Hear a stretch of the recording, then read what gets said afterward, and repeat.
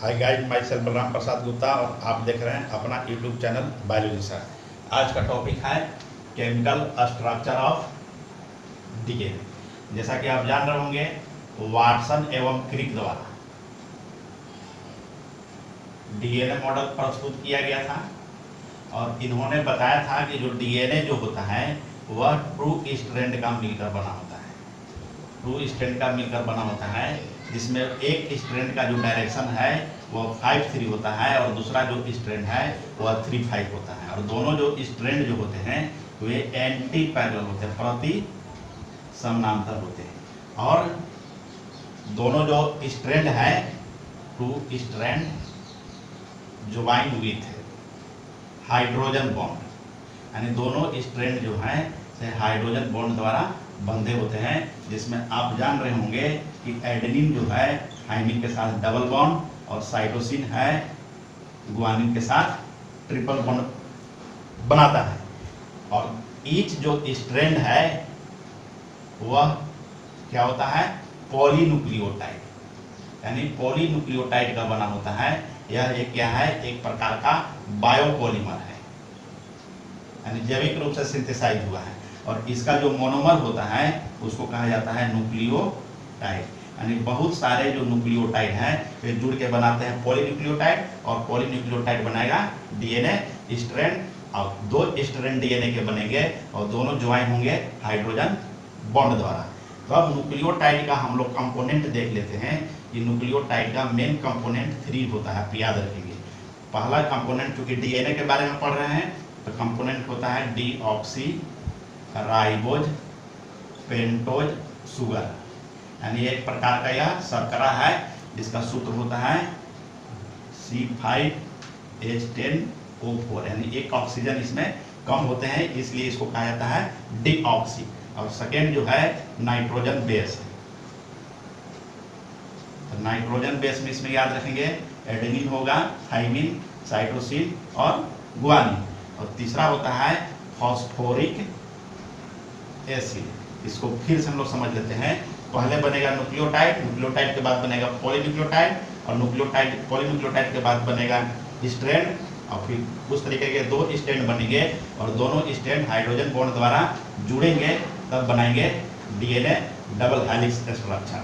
तो पहले हम लोग न्यूक्लियोटाइड देख लेते हैं कि आखिर न्यूक्लियोटाइड जुड़ता कैसे। इसको सिंबल के रूप में यदि बनाएंगे तो पहला आप बना लेंगे पेंटोज शर्करा, और ये मान लीजिए आपका है फॉस्फेट मॉलिक्यूल, ये हो गया शुगर मॉलिक्यूल, और ये मान लीजिए आपका हो गया नाइट्रोजनस बेस। पहला कंपोनेंट मान लीजिए हो गया एडेनिन। लेकिन चूंकि हम लोग पढ़ना है केमिकल स्ट्रक्चर, इसलिए इसके सारा बॉन्डेज हम लोग देखेंगे ताकि बॉन्ड किस प्रकार से बनाता है। तो पहले आप बना लेंगे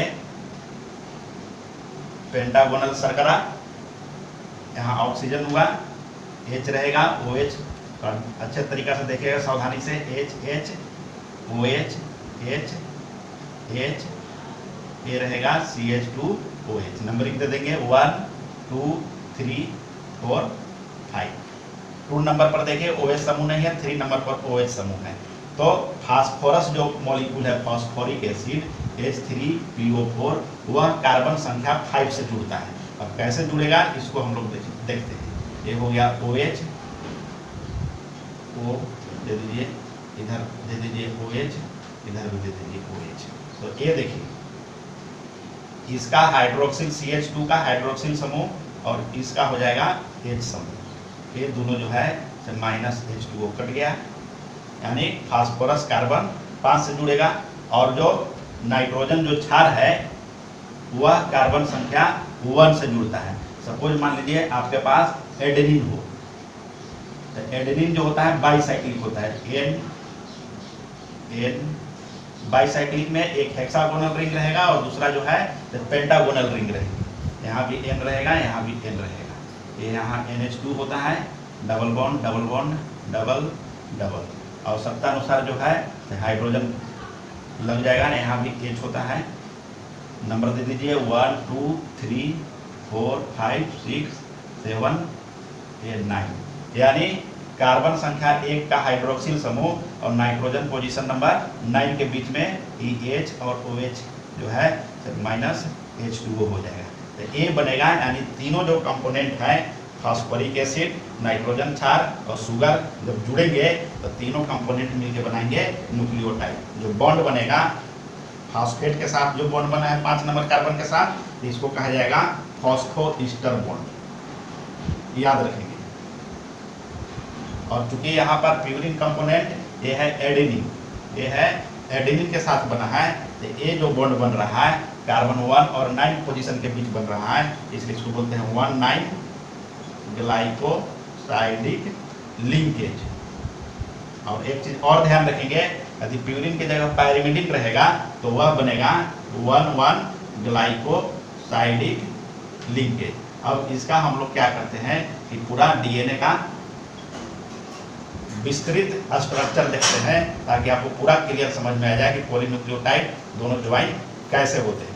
अब हम लोग पॉलीन्यूक्लियोटाइड बनाएंगे, तो पहले क्या करते हैं कि एक न्यूक्लियोटाइड हम लोग बना लेते हैं। तो ए हो गया पेंटोज शर्करा, इसके साथ फॉस्फेट मॉलिक्यूल को आपको जोड़ देना है इस प्रकार से। इसके साथ ए हो गया शर्करा, और इसके साथ सपोज कीजिए यदि आप एडेनिन ले रहे हैं, तो जो एडेनिन जो होता है वह बाईसाइक्लिक होता है। तो बाईसाइक्लिक एडेनिन पहले बना लेंगे हम लोग।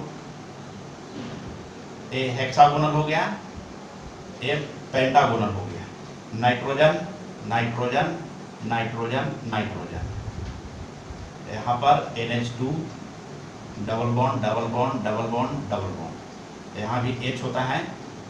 1 2 3 4 5 6 7 8 9, क्योंकि हम बॉन्ड बना रहे हैं तो इसको हटा देते हैं। अब डायरेक्ट यहाँ पर आप कार्बन संख्या 9 के साथ बॉन्ड दर्शा दीजिए।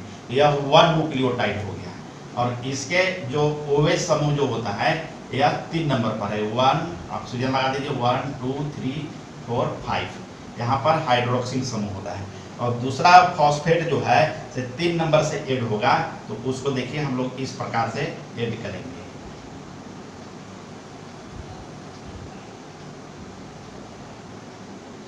इसका देखिए H समूह, फिर OH निकल जाएगा, और नीचे फिर जो है फॉस्फेट मॉलिक्यूल के साथ पेंटागोनल शर्करा रहेगा।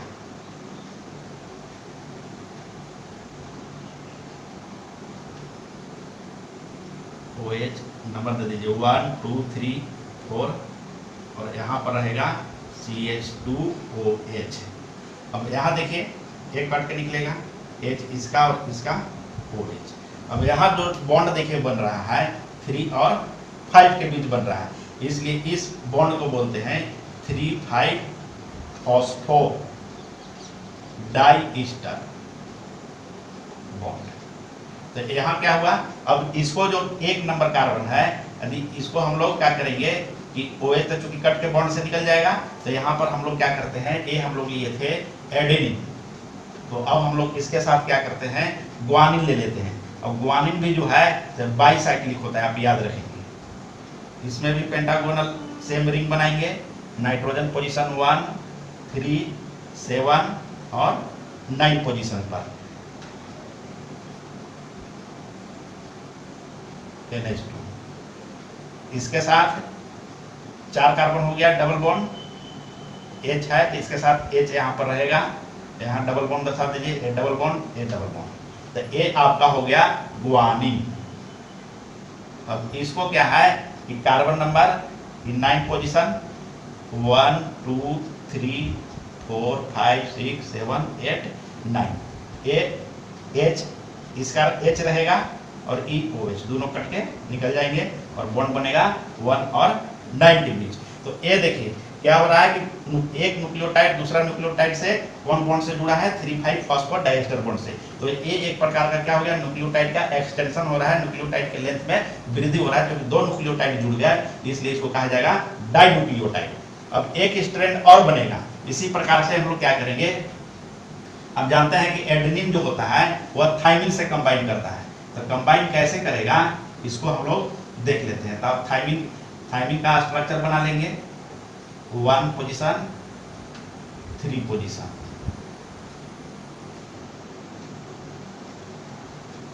CH3, यहाँ आपको डबल बॉन्ड रहेंगे, ये 1 हो गया, 1 2 3 4 5 6, और यहाँ पर H भी रहेगा क्योंकि यहाँ पर सिंगल बॉन्ड है। अब देखिए यहाँ पर बॉन्ड कैसे बन रहा है, ये आपका हो गया थाइमिन का स्ट्रक्चर। अब चूंकि आप जान रहे होंगे कि नाइट्रोजन और H के बीच हाइड्रोजन बॉन्ड बनता है, ऑक्सीजन और H के बीच में हाइड्रोजन बॉन्ड बनता है, तो इसका हाइड्रोजन और इसका ऑक्सीजन के बीच इंटरमोलिकुलर फोर्स डेवलप होगा, यानी अट्रैक्शन बनेगा।